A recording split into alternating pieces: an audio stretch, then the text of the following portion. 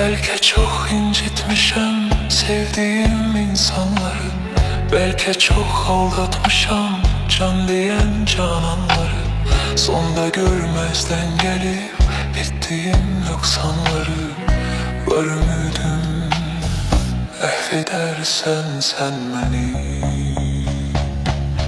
Bilmez idim dert verer derdimin dermanları. Gün gelir pişman olar nefsinin kurbanları. Dünya taxtinden salar şahları sultanları. İtibarsız dünyaya itibar etmek günahtır. İntihar etmek günahtır. Sensizlik, sensizlik çok çetin dünyada. Qəm yazılmış qismətim, qalmayıbdır taqətim. Sevməyiydi niyyətim, şahid olmaz qəlbimə Allahımdan başqa bir kəs. Səs salar səssizcə bir səs.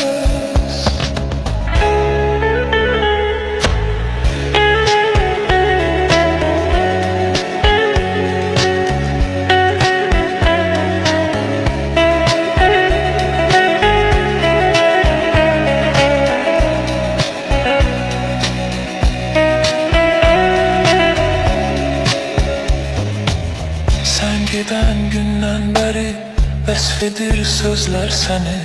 Ruhum ardıncan gələr, kölgə tək izlər səni. Aşıqın tənha qalar, hər gecə gözlər səni. Həsrətindən məhv edərsən sən məni. Bilməz idim dərd verər dərdimin dərmanları. Gün gələr pişman olar nefsinin kurbanları. Dünya taxtindən salar şahları sultanları. İtibarsız dünyaya itibar etmek günahtır. İntihar etmek günahtır. Sensizlik, sensizlik çok çetin dünyada.